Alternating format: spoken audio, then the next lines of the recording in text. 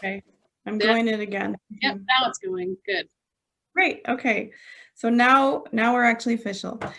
Um, so what exactly are flower essences? And this is an interesting question. You'd think we kind of know what it is, but actually, if I mention flower essences to someone, maybe a lay person who's asking me a question, maybe even some practitioners, they will say, "Oh yeah, I use my wife or my, I use those,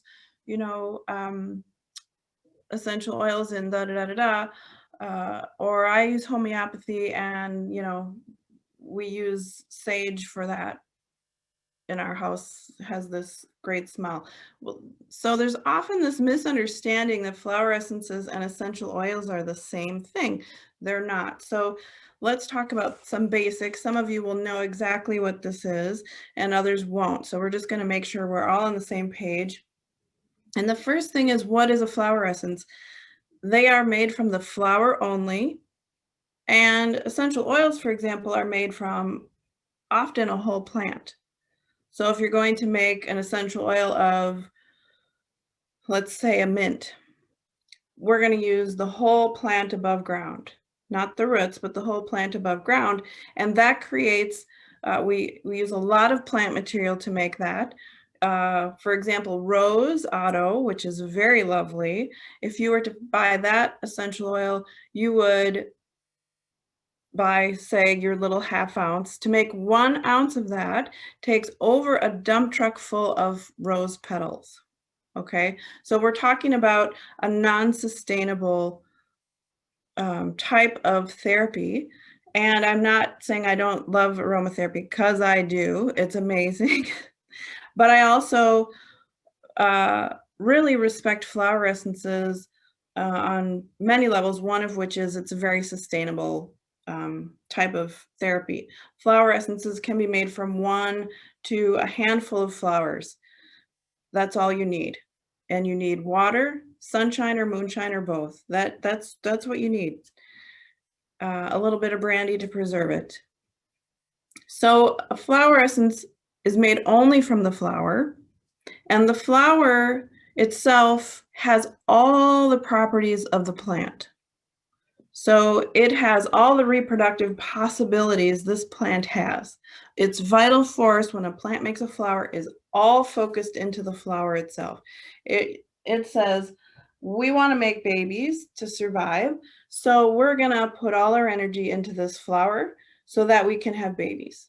Okay, of course, we need pollination for that, which often takes insects or human hands. And that flower itself then has all the vital force of the plant, all that life force. So when we make a flower essence from a flower, we're saying, wow, you have all this medicine. Let's infuse that in some water so we can help some people. And when I work with plant medicine and people and animals, one of my main things is, of course, as most you all know, is to work with sacredness and the sacredness of this life force of this flower. When I make a flower essence, or when I'm working with a flower essence, even if someone else made it, to me, that I'm walking into that as if I'm walking into church or temple or something like this. So I'm going to hold my energy very clearly, cleanly, and sacredly as much as possible. Okay. So when I make the flower essence, I will take the flower and put it in a clear bowl in water, clean water. So either well water or spring water. Those are the first choices. If you don't have any other choice, you would use filtered water, or as a last choice, you would use tap water. That really then brings in the energy of what that water's been through. So it's not a great choice. Spring water is best because it comes from deep in the ground and it truly has the energy of the earth with it. So we have the flower in a bowl of water. Now, I often use crystal, whether it's a crystal glass I got from, Marshall's or something. or a crystal bowl or something like that, if I have it. If I don't, clear glass is just fine. That is classically how it's made. But crystal is lovely because it brings in all of the light waves of the full spectrum. You know, if you have crystal hanging in your window, you'll see it makes rainbows, right? And we can see some of those color light waves, but we don't see all of them. Animals see different ones than we do, and there's way more than that we actually are just learning to measure. And so when you use crystal, that infuses into the plant too, which is kind of lovely because light is what we're all made of. It is what we all aspire to. It has all the different energy levels to it. So if you can use crystal, that's obviously lovely. So I really first got my first crystal pieces just from a garage sale and washed it, and it just works fabulous. So you'll leave that bowl of water, clean water, in your flower is in there. And classically, if you can, you want to cover the water with the flower itself. I actually always leave a little space for the sun or moonlight to get just into the water so that it infuses the water more deeply. But classically, you would cover the top with the flowers. If I only have access to one flower because I don't want to take the whole family of flowers, or let's say it's a trillium and it's, or a lady's slipper or something, and, that is a protected flower, I'm not going to take a whole bunch of those. I'm going to give extra prayers, and I'm going to just take one and put it in the bottle, the glass of water. That works just great. You don't need to fill the whole thing full, but the flowers could float on top. If you're using, say, a lilac, the flower itself has lots of little tiny flowers, right? The flower head has lots of little flowers. They're actually individual flowers. So you could just take a few of those. You don't have to take the whole flower head. But you could. Depends. If you have a little tiny glass, well, you don't want to take the whole flower head because it all needs to be wet. So even though they're floating on the top, you want to make them wet. So, and don't touch them with your hands. You're going to use like your scissor cuts. It falls into the bowl and you kind of tuck it in with your scissor, and that's how you make your flower essence, okay? Now what you've just made is called a mother essence, and that is not what you use to treat with. There's too much material. So that has sat outside at least 6 hours, preferably 8, in as much of a cloudless day as possible.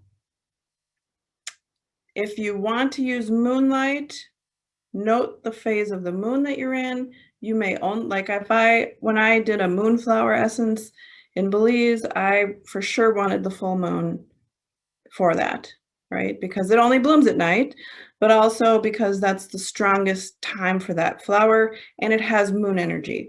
So, I did a moon essence for that one. Sometimes I do a 24-hour. If I know it's the full moon and it's going to be clear, I might do 24-hour. There's reasons to do that. That's a little more advanced. So we'll just leave that aside for now. We'll talk more about these things throughout the classes. Let me just get a little water. Sorry, I'm going to drink because I'm talking, and you, of course, can drink clear water with nothing in it, but if you can avoid it, it helps with your provings that we're going to do later. Okay, so from there, the mother, to preserve it, you're going to take, say I have a storage bottle like this, which you don't need. You can just put it in a 1 ounce. You're going to put 3/4 of that with the water that you made. You're going to strain out the plant material. Here's the water, and 1/4 is brandy. Use high quality brandy. Why would we do that? Because it is just like the water. We want as clean and clear as possible so that doesn't create vibration that overshadows the flower. I use E&J. You can use whatever you want. So that's the mother essence. It's now preserved, and you will only be needing a few drops to make stock, which is what you'd buy in the store. So you don't need this much. This is too much. you know, make yourself a little glass of it. If you want to get really fancy, you could put it in a spiritual bath that you're making, whatever's left over. If you have leftover essence, and you would get some interesting proving out of that. But otherwise, offer it back to the earth, whatever's left, okay?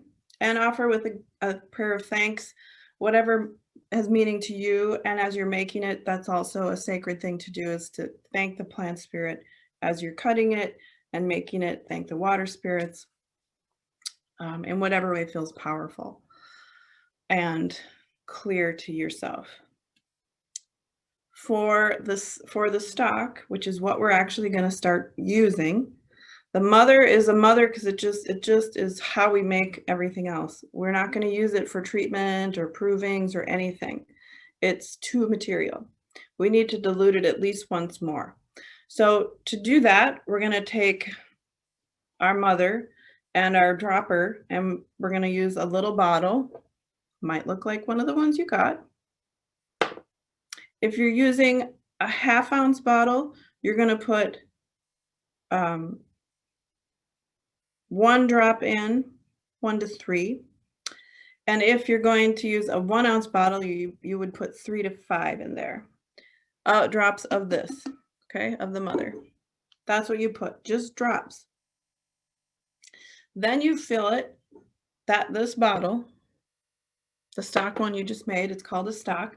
Again, 3/4 with spring water or whatever clean water you have, and 1/4 with brandy. Okay. Now, if you have, we'll get to this with the dose, but if you have someone who has alcohol issues, we'll tell you how to do that. Remind me if I forget, okay? So you've got your stock now. So let's say this is our stock. We put our 3 to 5 drops in here. This small size is not, you wouldn't put that much, but let's say this is a 1 ounce. I put my 3 to 5 drops in here. I've filled it with spring water. I've added my brandy, so it's preserved. And this is now my stock, and this is what I would buy at the store. That's what we sent you, is the same thing you would buy at the store. Now this is what you would put in your bath water or on your body. That's what this level is for. This is still close to the material, and its vibration is lovely and high because we're making it with a flower, and now it's diluted once more. And this whole bottle is now infused with that energy. But if we're going to take this orally, we want to dilute it one more time because it's more potent the more it's diluted. And I'm going to talk about potency in a little bit. So to get our dose bottle, so this is our stock. We have our mother and we have our dose, and then, or our stock, and then we have a dose bottle. So that's maybe another dropper bottle, right? That we could put the drops in and give it to our family member, our client, or ourselves, have for ourselves. And the dose could be one remedy, one flower like this. Okay, let's say this one's our wild pink tulip, and I'm going to make a dose bottle for myself or my cat or my client out of this. And I just want to give them one flower. So I'm going to put, let's say this is a 1/2 ounce bottle. I'm going to put 1 to 3 drops in here. If it's a 1 ounce bottle, I'll put 3 to 5 drops in here. Same as we did from the mother. This into there. Then we fill it 3/4 with spring water and 1/4 with brandy. Now we can take it orally. Another way to do this would be to put some drops in just a plain glass of water and drink that or sip that through the day. That would be another way to do it. You also can use this dose bottle in your bathtub or on your body if that feels better to you. For people who are alcohol sensitive and they can't take alcohol, you can do one of two things. You can put this in here and then fill it with spring water. So they basically have almost no brandy in it. But most people who have an alcohol sensitivity can't do that. That's a rare person who could do that. So instead, for them to take it instead of orally, I have them put it on their crown. So they can't smell it, but they'll get the same experience as if taking it orally. For example, that's how I treat my animals. I might put it in their drinking water because, like, dogs, for example, will drink that. Cats, not always. They're like, I don't want this thing that smells kind of like something like brandy. So I'll put it on their heads. And they have the same release experience as a human, probably even better because they have less filters and barriers to energetic healing than we do.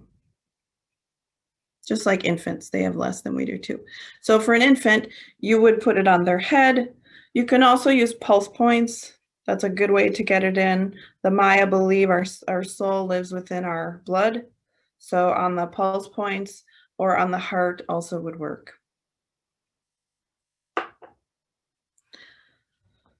Okay, let me make sure I'm not forgetting to say anything. In the meantime, does anyone have a question? Just go ahead and unmute yourself and just ask.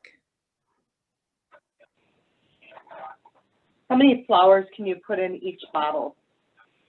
How many? Great question. Great question. I'm coming to that, but I will say it now too. Let's say you want to make a formula.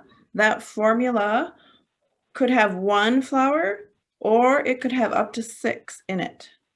Do not go over 6. If you reach 6, you then need to make a second dose bottle. So let's say I have a client who's in a really intense state and has a lot of levels of stuff happening. Sounds like this past year. And this person needs a lot of support, okay? So I would make them 1 bottle carefully, and we'll talk about how to do this in a minute, carefully chosen, and then I would make them a second bottle. Let's say I wanted to give them 7 remedies. I would choose which ones to go with which, and they would take 2 remedies, and they would alternate them at least 5 minutes apart.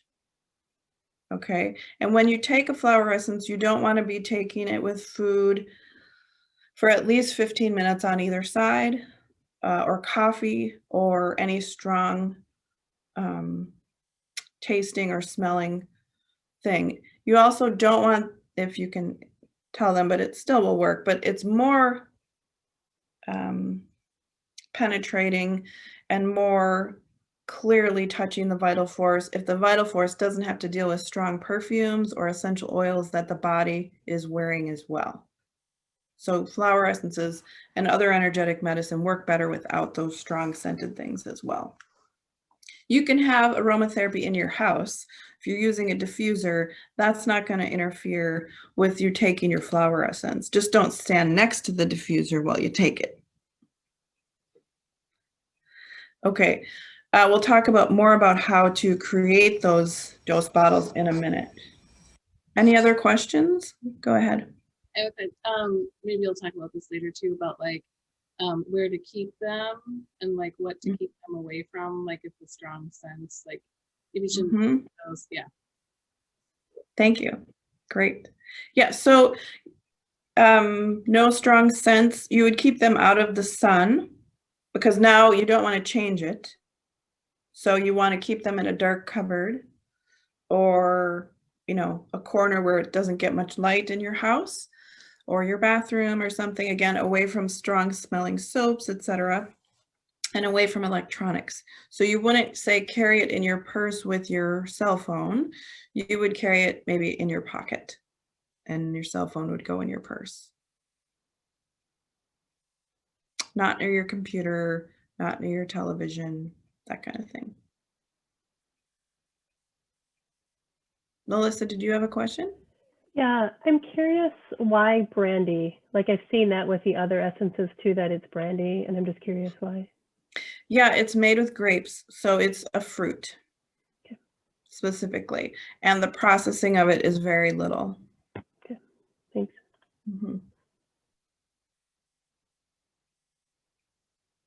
Anyone else have a question? Okay, I'm double checking my notes here. Okay, so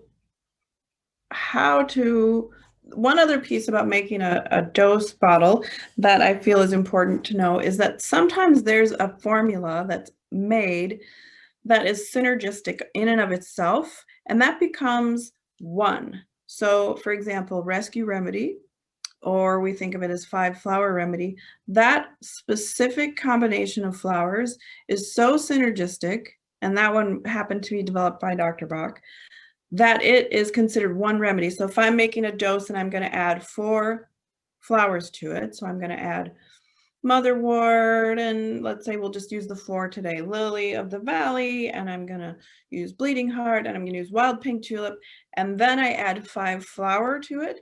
5-flower is considered one. So you can do that. There's a couple of other formulas that are similar. One is called Hero Child. There's a couple of different joy remedies that I know of that are synergistic, and there's one other one, I'm forgetting the name of it. But there's like a handful that are considered so synergistic that they're just one, and you can add it to a remedy, and it's kind of lovely because you get that whole 5-flower experience of stress and shock relief, fear relief, and yet you just added it to another formula you're making. The other super important thing that I learned about flower essence making that completely changed my formulas, that I learned maybe I've been studying flower essences, 10 years or no, sorry, 20 some years, 25 years. But 10 years into my use of flower essences, I was taught to always put a flower essence that is supportive to the heart in your formula. And it has changed the experience of the flower essences for my clients and myself. I notice that there's so much support for the heart by doing that it's easier to integrate. Because when we need a flower essence, it's usually because there's some issue that we're feeling out of balance and out of harmony around, and the heart always is involved in that. So that's why I started with these heart flower essences, heart focused. Many flower essences are supportive to the heart, but these are 4 queens. I think of them as lovely queen flowers who can help us with our heart. And if all you gave someone or took was one of these heart flower essences, you would feel so much better, which we're going to find out today. Okay, so then that's what flower essences are. We've kind of started into how to work with them.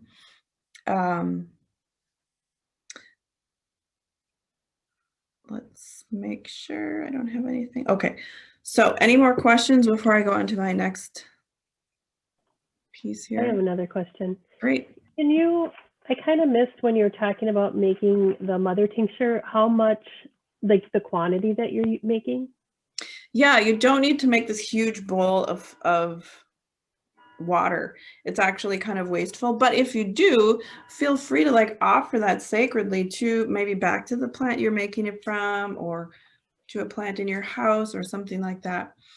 So then is your mother do you call it a mother tincture?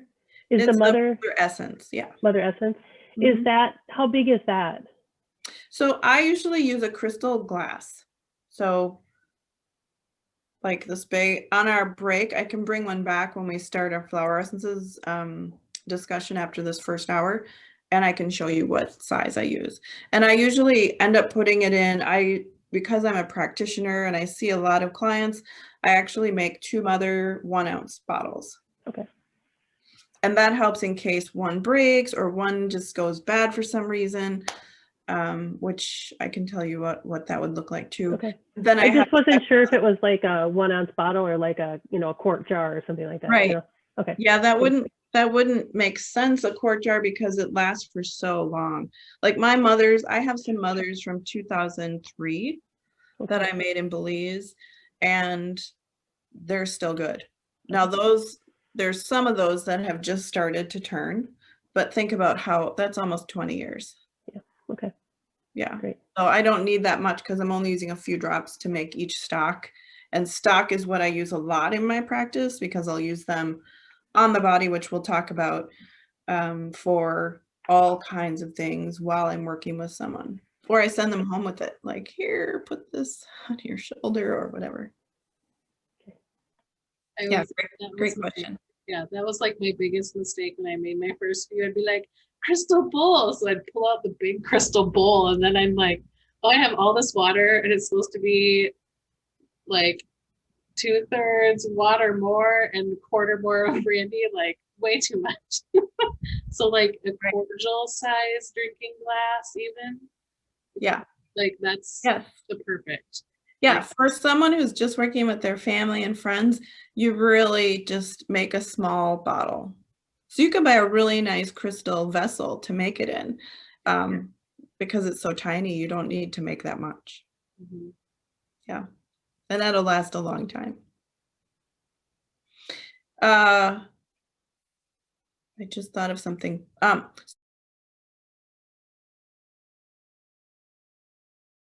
So let me talk about energy and what my understanding of why flower essence would be a choice. We'll start with what drugs, pharmaceutical drugs, the energy of those is we're going in to make a change. We are chemically forcing a change in this being. And what that means to me is it's a sledgehammer approach. We need this to happen. And, there are reasons to do that. Like antibiotics used properly can save lives. This is not a question. We know this, right? But that's a sledgehammer. We are changing something. We are forcing the change, and we want it to happen really fast as possible. So I consider pharmaceutical drugs as a sledgehammer. Now, as an herbalist, I would say to you that herbs used in their whole plant form, not a supplement version where it's, let's extract the active part of this plant and put it in a supplement to give someone. Not that. That's more of a sledgehammer approach. When we talk about a whole plant as an herbalist, so I'm making a motherwort tincture, which is different than a flower essence. I use all the upper parts of the plant, and I take one plant and we pray, and I make this tincture, and it's definitely got material in it. I can measure what that is. That tincture is like a hammer. I am going to make a change. I'm not going to sledgehammer it, but I'm making a change. I want a chemical reaction to happen. I want something to change for this person pretty quickly, not as quick as a sledgehammer, not necessary, but I should expect to see some change within a few days and cumulatively quite dramatically thereafter. When I think of homeopathy, which I'm a classical homeopath, homeopathy is like a nudge. It's like a poke. So I'm like poking. I'm poking this person's vital force.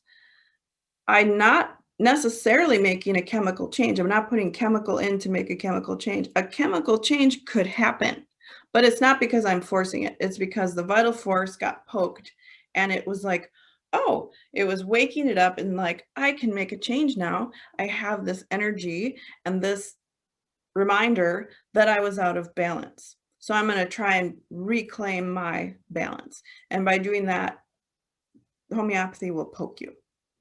Flower essences, on the other hand, lift. They lift out what the burden might be. They attract what is missing. They are energetic, very fluid.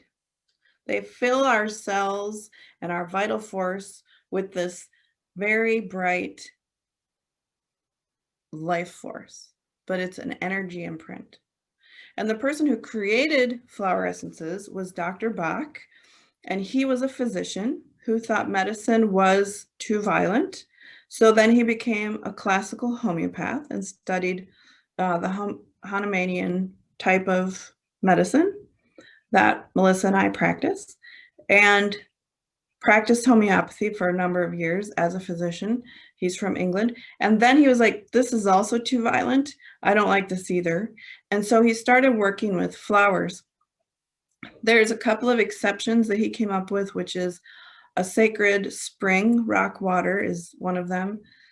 And I can't remember the other. Maybe Karen, you remember what it is?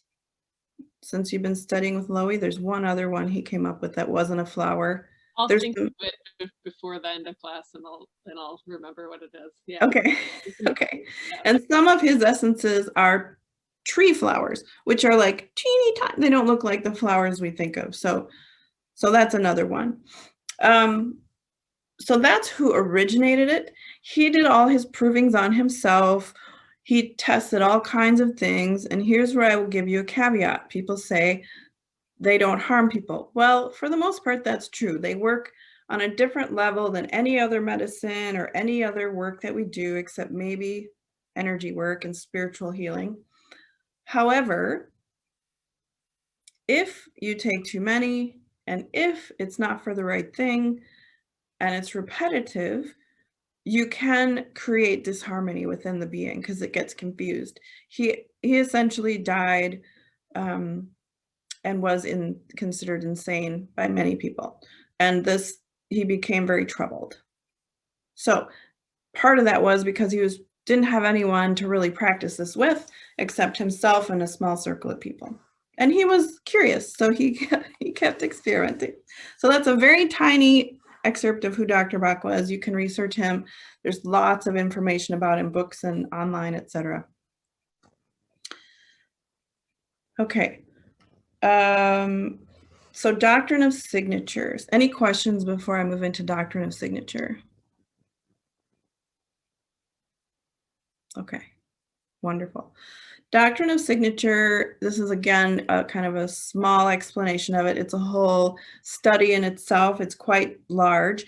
And at the end, I'll give you the books that I like to reference things from, and one of them is specifically about Doctrine of Signature.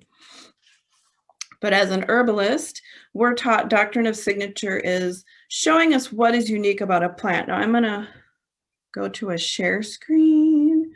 You guys get to experience my screen sharing here. Screen share.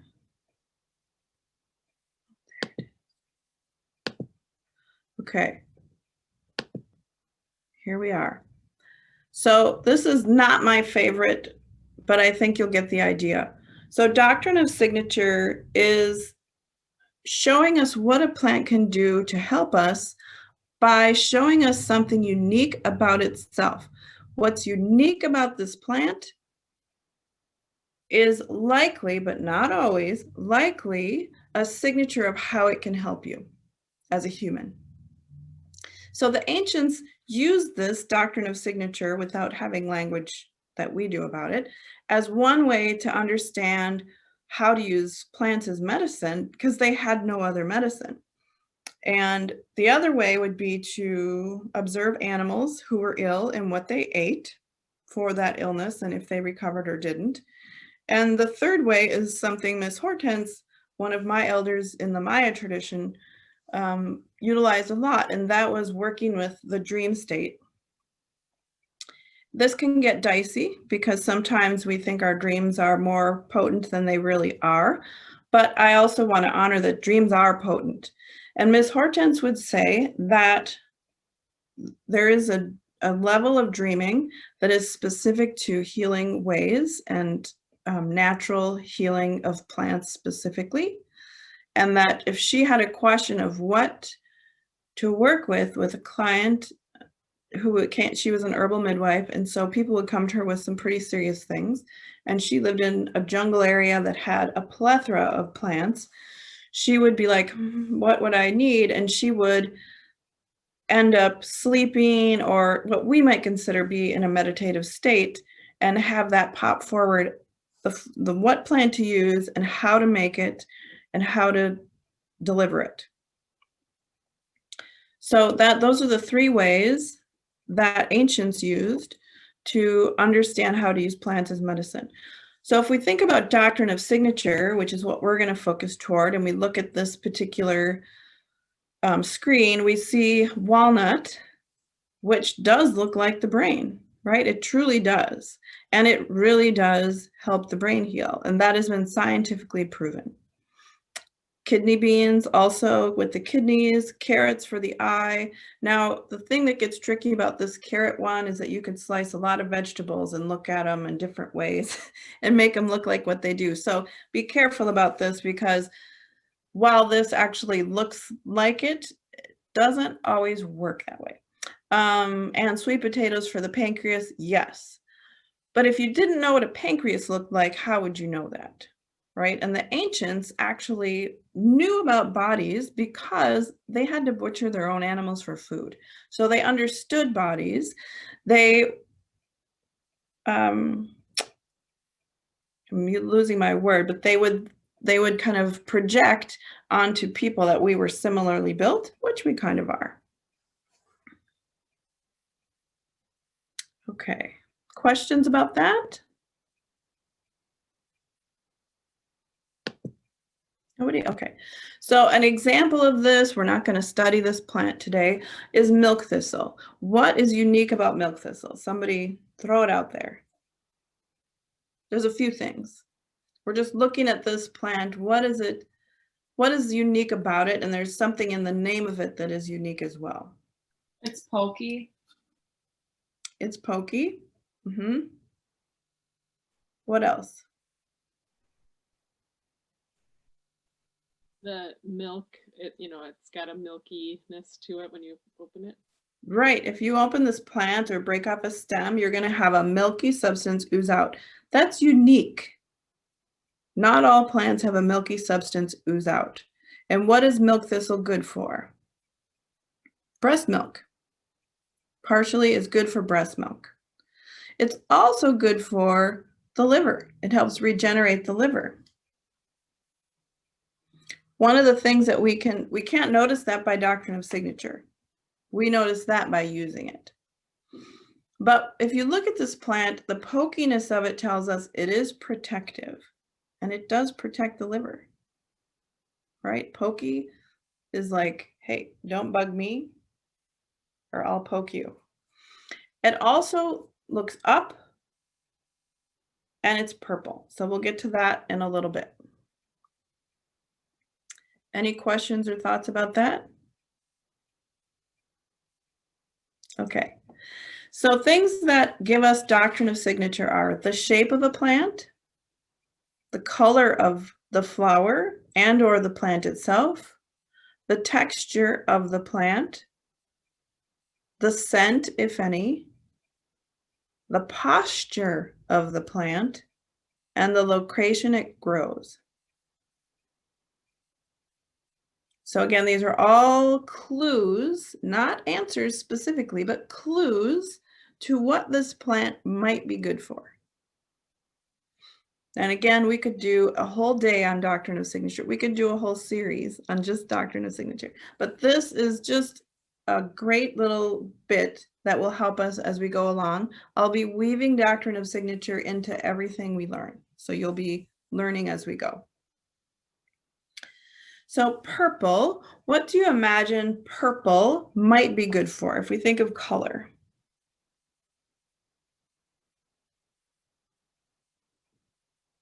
All right, think about chakras. Think about what purple's used for historically. Anyone? Purple. Grieving, Say that again. when you're grieving, when you're so very sad. Yes, yes, good one. Isn't purple like the third eye chakra?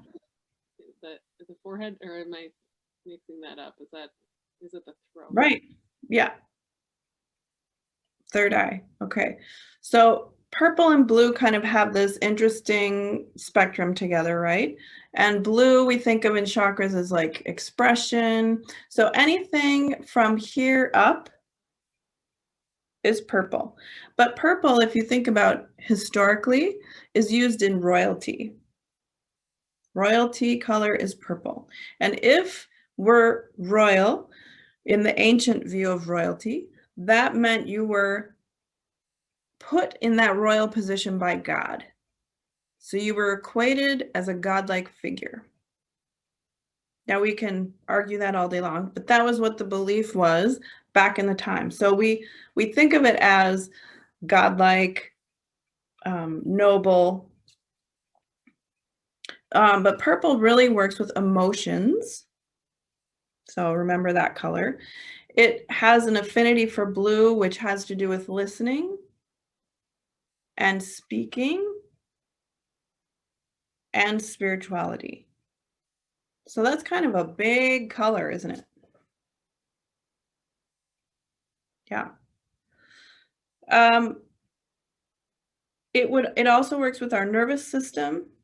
So often plants that have purple flower are calming to the nervous system, which we'll talk about as we go along, but some of those examples of those would be passion flower, motherwort.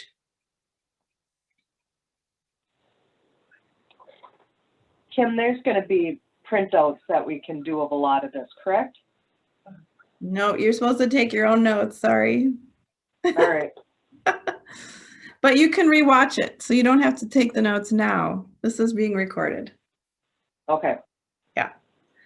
So white, what might we think about white as a color?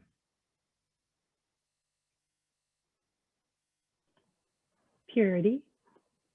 Right. It's often associated with purity. It's the spiritual chakra. Protection. Yes, protection. It's also a color of potential poison, is a flower. So lily of the valley is white. It has the scent of heaven, but it is a poisonous plant. Okay, so whenever you see a white flower, that means caution. Work with this or approach with caution. If you don't know for sure what it does, and you don't know for sure that that's actually the plant you think it is, don't do it. When in doubt, don't. What would we think about yellow?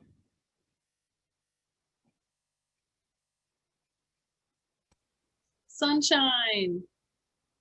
Yes, sunshine. And where would that be in the chakra system?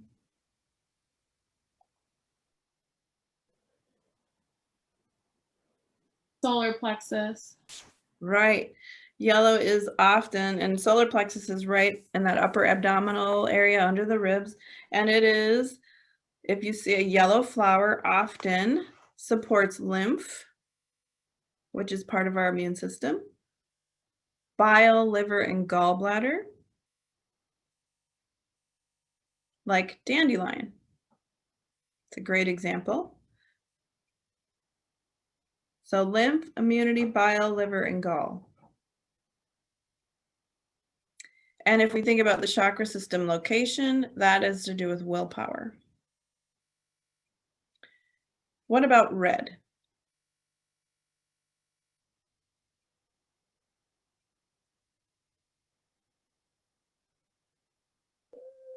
Well, I think of it as protection and blood. Yes, right. Protection and blood circulation in the heart. If we have a red flower or a red fruit or a red vegetable, iron had to be present to make that red. So it is definitely blood building and usually blood purifying and maybe helps circulation in the heart.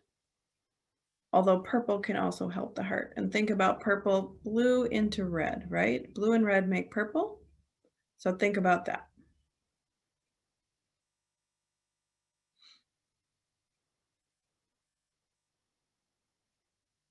And red is protection. Our blood is the first line of protection for us. And, you know, ancient cultures, Asian and Maya, think of red as very protective and useful for a variety of things spiritually. So let's move into shapes, Doctrine of Signature for shapes. So what do you think the difference would be between a flower that is flat or has a throat? Think of Easter lily, think of a daisy. Both are white.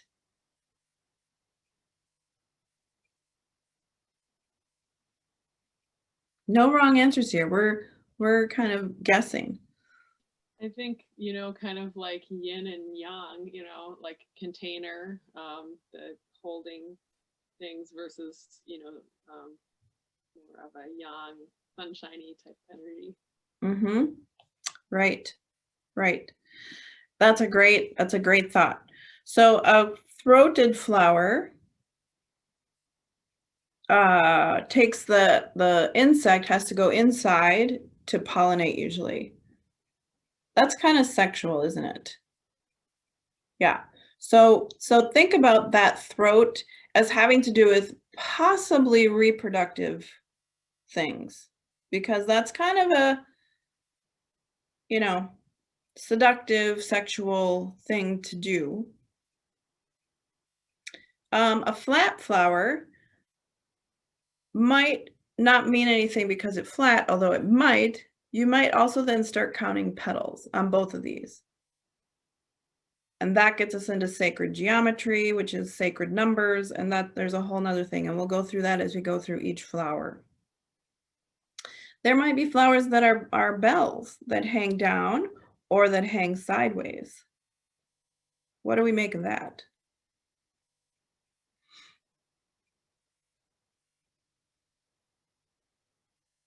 We can also think of the flower as a head. If you look at this milk thistle, look at how top heavy this one is. Right? It's got kind of a big head. And we talked about purple having spiritual significance. And we can think about the protection that this plant has. It's prickly.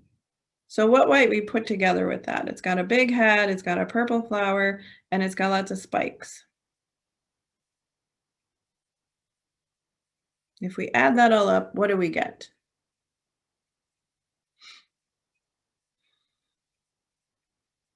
This plant might help us with spiritual and emotional issues, right? Because it's showing us a head, it's got purple, and it's got these protective spikes right at the head.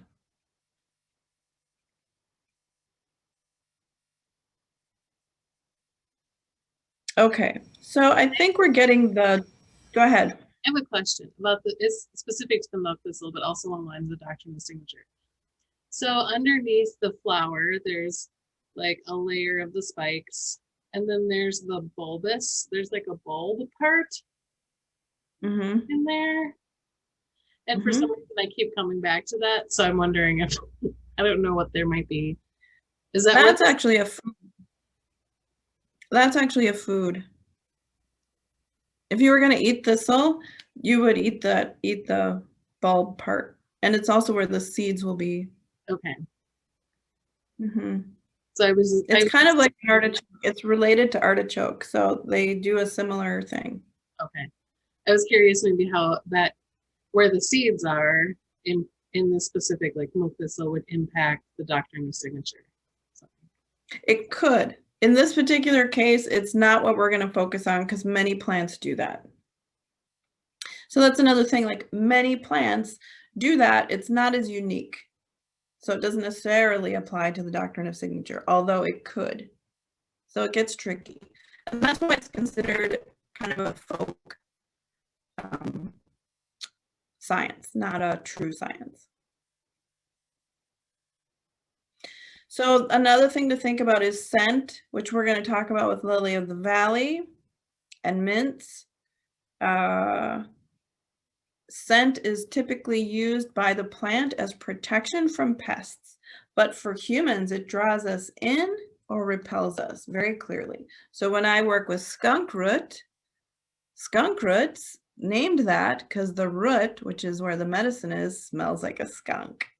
And what does skunk root do? It repels darkness. It gets rid of entities. Now, if I'm thinking about lily of the valley, which smells like heaven, that's going to be an entirely different experience. I'm going to be drawn in. I might want to fall asleep in a bed of lily of the valley. It just is divine. Make sense? The other thing to consider is this plant posture? Is it straight up erect plant? Is it a droopy plant? Is it a climbing vine? So what the plant does for standing on its own or not standing on its own, how does it hold its flower? All of those pieces play a role in Doctrine of Signature. So how do you develop a relationship with plants so you can understand them greatly or in a greater way? And this will be the last part of our first hour, so we'll take a break after this. There are a plethora of ways to do that. In cultures that live closer to the land or even in the rural areas of our first world country here, it's much easier to like go out into nature and like, oh, I'm drawn to this plant, and then develop a relationship with it by meeting it every day like a friend and sit with it, meditate with it, listen to it, listen to what comes up in your own body when you're near it, give it water. What does it want to communicate to you? So that would be a very traditional, ancient way of developing a relationship with a plant or a tree. In our first world country, and especially in Minnesota, when it's, frozen part of the time, we might need to bring a plant inside and take care of it and nurture it, and also develop a relationship with it, sit with it, talk to it every day, sing with it, and see what that plant has to offer us in terms of information. Many of you know my story with hibiscus. Hibiscus and I are really close buds. That's one of my favorite plants. And one of my elders would say to me, you can get that plant to do just about anything. And it's a healing plant in its own right. But because I loved it so much, and I had met it as a child and was just in awe of it, not knowing plant medicine at all at the time. And when I learned plant medicine, learned that it was medicinal, I was just excited. And so I've always had one with me, and growing it either at my house or at my office. And we have a lot of different things that we do together. And if I am in doubt, it's something I will turn to and I will ask through the way we communicate, do you want to help with this today? And it will let me know, yes or no. So I encourage you to develop your own relationship with plants so that you can see if that works for you in that way. You might have a whole different way of doing it than anything I've mentioned, and that's just fine.